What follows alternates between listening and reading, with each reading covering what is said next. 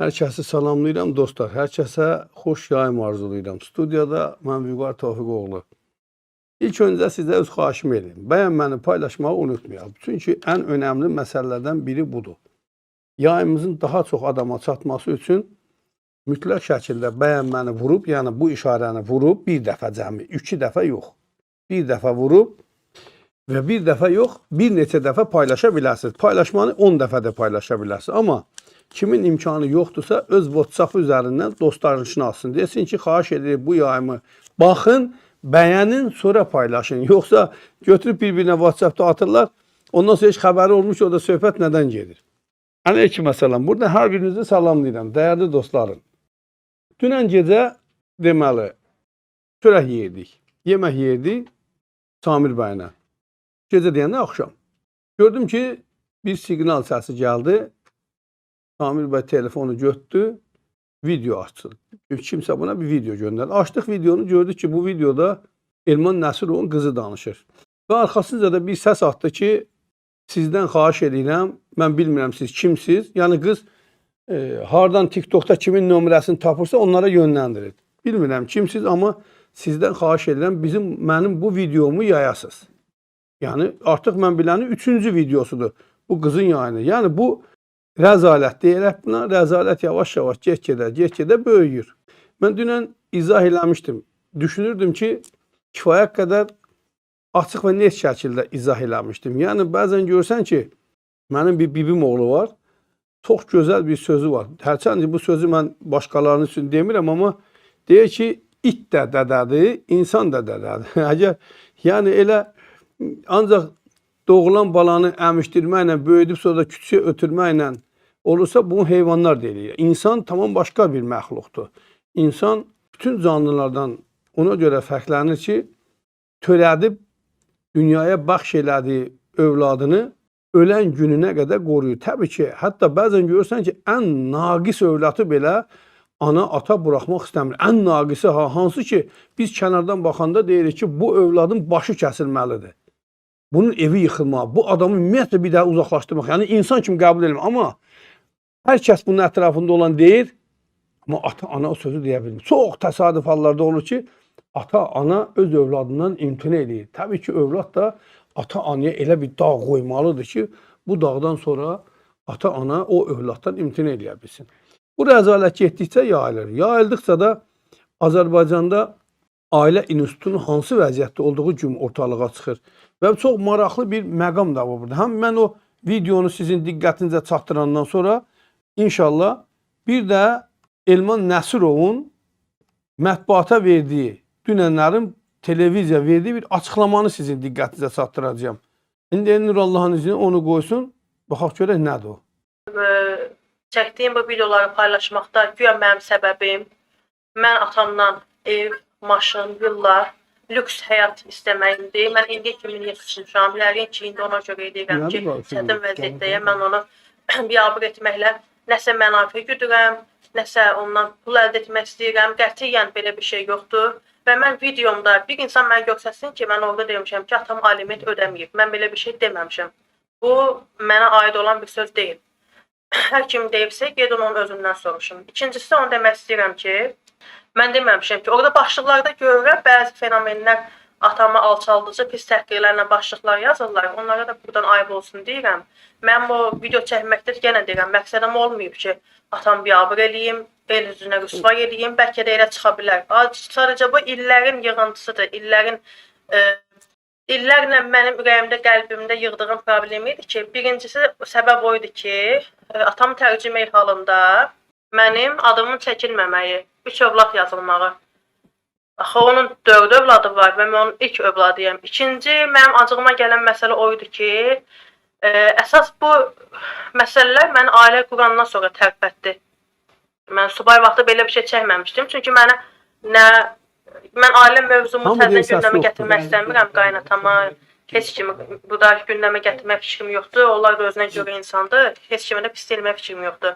Sadəcə olaraq mənim dediyim kimi başıma vuruldu ki, atan gəlib uşaqları görmür, müəyyən psixi şiddətə məruz qaldığıma görə, dəfələrlə ağladığıma görə atama da dediyim halda bloka atıldım, gələcəm dedi, söz verdi, gəlmədi. övlad kimi övlad yerinə qoyulmadım. Bu belədir. Dediyimin də üzərində dururam. Heç vaxt atam məni görüşə çağırsın, aparsın uşaqlarla gəzdirsin. Ya subay vaxtı, ya uşaqlıqda olmayıb. Hər dəfə mən demişəm, mən yazmışam. Hər ad günündə, özü deyə bilər, hər bir uğrunda mən təbrik eləmişəm. Heç vaxtı mənim ad günümdə, özü bir çox adam vurğulayır ki, orada yazıb ki, ailə quranda, özü başına ailə qurub. Mən ailə quranda, mən atama da demişdim. Yəni nikahdan öncə demişdim. Anam da bilirdi, yoldaşım da bilirdi, baldızım da bilirdi, nənəm də bilirdi. Hər kəs bilirdi ki, mən burada gizli iş görməmişəm. Hər kəsin bilərək ki, mən bu adı atmışam. Orada mən rəylərdə görürəm, çoxunuz ağzınıza gələni yazırsınız. Ayıb olsun həmin insanlara da. Bir də mən orada öyrədilməmişəm. Bəlkə kənardan videom elə səslənə bilər. Bir də orada bir mövzu mənə çox incitdi ki, Dubay məsələsi, Türkiyə məsələsi. Birincisi, buradan onu deyim ki, mən heç bir xarici ölkədə olmamışdım. 24 yaşıma qədər. Onun mənim anamın uşaqlıqdan arzusu idi ki, sən ailə qursan, balay deyilən bir şey var da. Onun arzusu idi ki, mən subaylıqdan o pulu yığmışdı. Mən nə orada 10 mindən xərcləməmişəm, nə 100 mindən xərcləməmişəm. Mən orada hər iki ölkədə maksimum 1500 manat pulum çıxıbdı. Yəni hər bir şeyə burada açıb demək düzgün deyil. Orada elə yazırlar ki, atası bunu Türkiyəyə. Atam məni hər iki ölkə üçün getməyimə ayrı-ayrılıqda yığsan hər iki ölkəyə 500 manat verib. Onlar da müxtəlif illərdə olubdu. Amma yerdə qalan pulu mənim anam yeməyib, geyməyib, mənə demədən, mənə sürpriz edib ki, bax almışam biletə, çıxın gedin gəzməyə. Orada cəmi bir ölkəyə 250 manat verib, bir ölkəyə 300 manat verib. Belə bir şey olubdu. Siz orada başda yazırsınız ki, atası bunu Türkiyə aparıb, atası Dubay aparıb, elə bir şey qətiyyən yoxdur. İkincisi də ki, o evləri, bunu demək istəyirəm ki, o sadaladığınız evləri hamısını mənim nənəm alıb. O evlərdə atamın qətiyyən almayıb. Heç bir manat da o evlərin, yazmış sizə 10 dənə evi var, 100 dənə evi var. O evlərin bir manat da o evlərə atam verməyib. Hər biri mənim nənəmin işləyib illərlə, 50 il müəlliməsidir, 45 ilin o yəni yeməyib, geyməyib, bizim üçün eləyibdir. Birinci bunu demək istəyirəm. Fikir verirsiniz dostlar. Deməli, qız birinci açıqlamanı verir. Onun ardınca təzyiqlər çoxalır.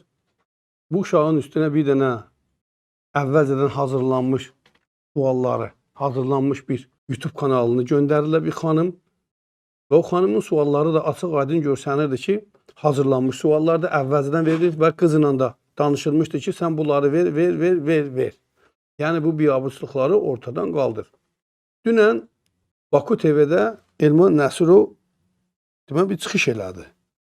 Mən o çıxışı buradan bayaqlarım şeylədim ki, verəm, amma istəmirəm bu boyda vaxtımı alan belə şeylərə. Baku TV-də bir-iki məqam mənim diqqətimi cəlb elədi. Dedi ki, çoxsu zavallıdır, yazıqdır, mənim övladımı öyrədiblər, mənim üstümə örtürüblər. Bunlar heç. Gəlir deyir ki, gör nə qədər deyə zavallıdırlar ki, bunlar bilmirlər ki, onun atası deputatdır. Deputatın da övladı evsiz olar. Fikir verin ha dostlar. O söz mənim diqqətimi çox cəlb elədi. Deputatın da ailəsi, övladı evsiz olar.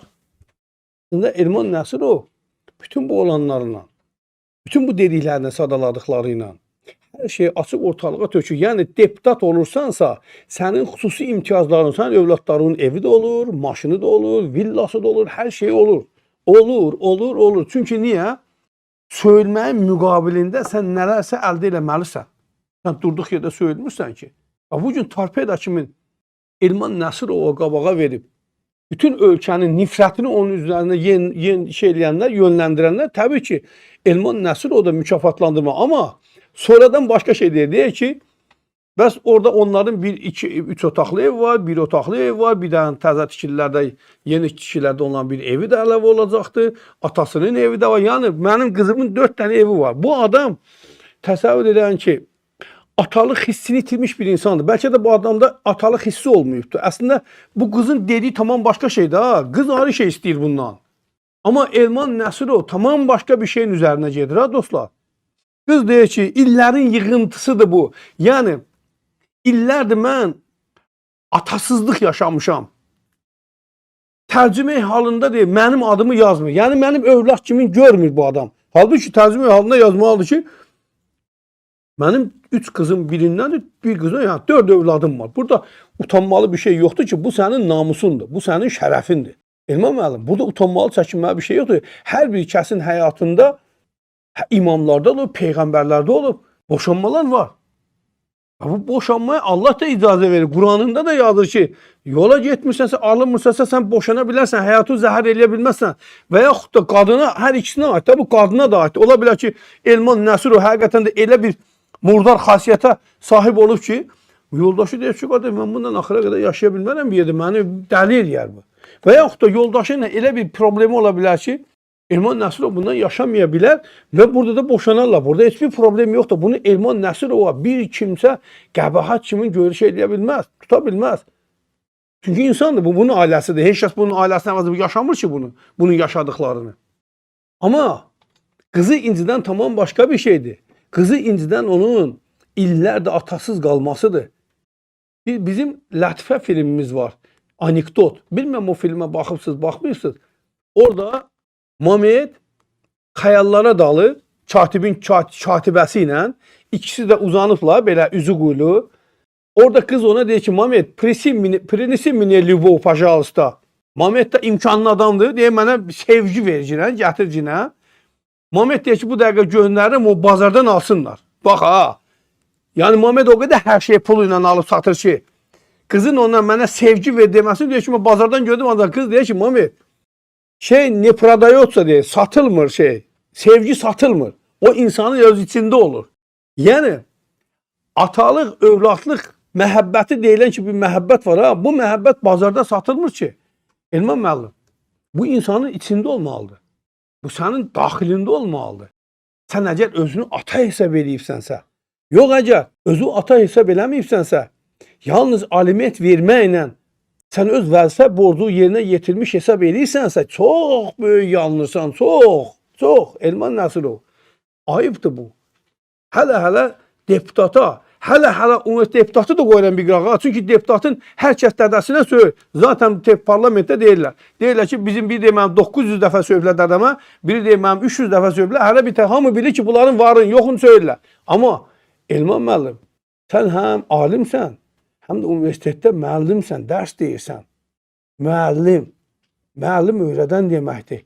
Müəllim həm tək dərs öyrətmir, həm də əxlaq öyrədir, tərbiyə öyrədir, davranış qaydalarını öyrədir, hər şeyi öyrədir. Müəllim onun əlinin altında olan tələbəsini elə yetişdirir ki, hər kəs ona əhsən desin. Amma əgər sən bir gün öz övladına sahib çıxa bilmirsənsə, sən başqasının övladına necə sahib çıxarsan?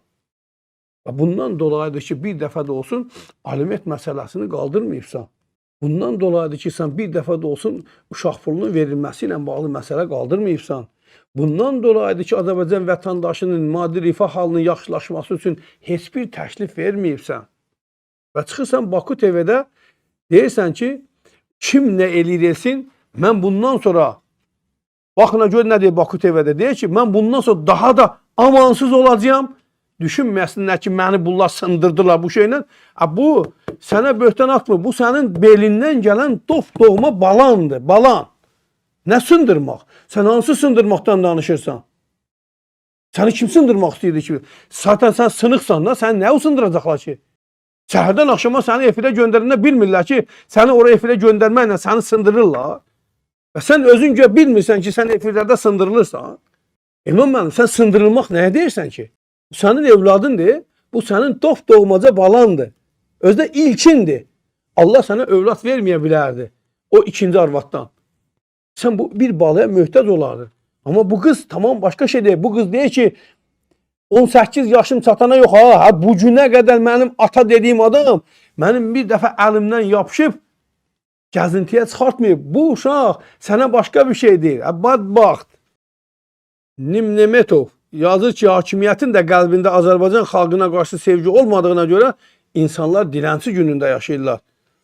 Xanlar bəy, təhqir eləməyə, xahiş edim, təhqirə ehtiyac yoxdur. Zaten bu adam kifayət qədər vurulur. Yəni bunun cəzasını Allah bu cürə verib. Övladına məhəbbətsizliyi. Bu adam cəzalanıbdır zaten. Şeylə qoşsan, birbaşa qoşursan, çox qəribədir. Bu yekətə ölkədə bizim bu internetin başına həmişə oyun açırlar. Qardaş, sən də əl çək dənə, əl çək qoy, imkan vercinən, görək nə edirik də. YouTube-umuza bizim səs gedib gəlir. Bəli, YouTube-umuza müdaxilə var hal-hazırda. Dostlar, YouTube-umuz vurulur, internetimiz vurulur. Hal-hazırda efirdə düzdür, internetimiz vurulur. Gəlib düşüb xətt 1-ə. Hal-hazırda vururlar. Sağ olsun, üzü ağ olsun bunu vuranlar. Əhsən deyirəm onlara, ən azından heç olmasa bunu bacarırlar. Bəziləri yazı normaldır, bəziləri yazı ki, anormaldır. Azad Abbasov yazdı ki, doğmasına yanmayan adam özgəsinə yanarmı? Qətiyyən. Qətiyyən yanmaz. Bugün mən onu demək istəyirəm ki, Elman Nəsirovun açıqlamaları həqiqətən məni bir ata olaraq qıcıqlandırdı. Bir dədə olaraq məni qıcıqlandırdı. Mən bugün buradan dədə olaraq, 4 övlad atası olaraq danışıram. 4 övlad atası olaraq danışıram. Mən buradan bir jurnalist kimi, aparıcı kimi danışmıram. Və baxmayaraq ki, ola bilsin ki, Elman Nəsirovla biz həm yaşıd olarıq, ola bilər 1-2 yaş o tərəf, bu tərəfə fərqimiz olar, amma əslində deyir, ağıl yaşda deyil, başdadır. Bu hakimiyyətin ən mənfi xüsusiyyətlərindən biri, bəlkə də onların özlərinin ən müsbət kimi dəyərləndirləri məsələlərdən biri də belə adamları tapıb, bu cür adamları tapıb, Azərbaycan xalqını təmsil eləyən kimi təqdim eləməsidir. Ən böyük adama acı verən budur. Adamı yaralayan budur. Ki, bu adamların adı millət vəkili gedir. Millət vəkili, yəni xalqın, dövlətin, millətin vəkili gedir. Dövlətin, hakimiyyətin vəkili yox. Amma bugün Elman Nəsirov dünən şeydə açıqlama verir. Deyir ki, mən mübarizəmi daha da amansız eləyəcəm. Müxalifətə qarşı mübarizə aparacağım. Mənim başım çıxmır. Bu niyə müxalifətə qarşı mübarizə aparır? O mənə çatmır. Sən millət vəkilisən, sən millətin haqqını müdafiə eləməlisən. Sənin işin parlamentdə oturub yaxşı insanların maddi rifah halının yaxşılaşması üçün qanun qəbul eləməkdən ibarət olmalıdır. Şikayətçilərin şikayətini dinləməlisən. Parlamentdə bilmirəm, sənin bilirsən, bilmirsən, vəkillərin, millət vəkillərin hüququn yoxsa yox. Millət vəkillərin bir hüququ da seçicilərinin problemlərini işlandırmaq və onlara dəstək olmaqdır. Elman Nəsirov ola bilsin ki, siz o hissəsini çıxardıbsınız. Siz başqa bir hissə qoyursunuz onun yerinə. Siz elə düşünürsünüz ki, hökumətin apardığı yanlış siyasəti dəstəkləmək millət vəkilinə yaraşan bir şeydir. Qətiyyən yaraşan bir şey deyil. Sən öz övladıva sahib ola bilmirsən. Qız daha nələr deyir? Məni övlad yerinə qoymur. Elman Nəsirov bu müsahibələrdən sonra istefa verməli idi. Kim olsaydı istefa verərdi. Yəni, normal insan istefa verməli idi. O parlamentdə təmsil olunmamalı idi. Universitetdən, müəllimlikdən çıxmalı idi. Niyə? Çünki onun doğmaca övladı, doğmaca belindən gələn övladı onun haqqında görün nələr deyir. Mən atalıq onda hiss eləməmişəm.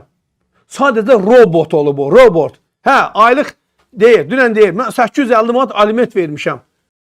850 manat aliment verməli idin, çünki 8500 manat maaş alırdı. Sənin alimentin 850 manat olmalı deyildi. Sənin alimentin 2-3 min olmalıydı. Niyə 850 manat verirsən? Xeyr ola 850 manat verirdin. Onlara 3 ev vermişəm. Hardan alıb 3 ev veribsən? İndi qız deyir ki, o mənə ev verməyib. Ev mənə babam, nənəmdən qalıbdı. Niyə çıxıb yalan danışırsan yenə? Öyrədilməmişəm. Uşaq deyir.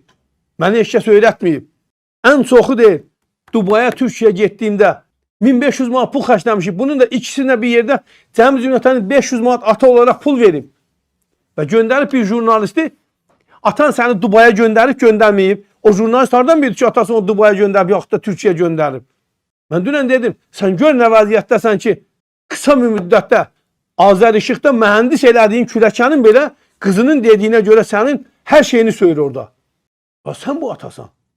Çox təəssüf. Çox təəssüf ki, bugün Azərbaycan cəmiyyəti sizlərə möhtaçdır. Çox təəssüf. Zahid Mehdiyev yazır ki, o qız necə məcbur olub, dilə gəlib. O qızı ağıza gələn, ağıla gəlməyən bütün söyüşlərlə evlərində təhqir edirlər. Qaynatası dediyinə görə əyyaşdır, alkogolikdir.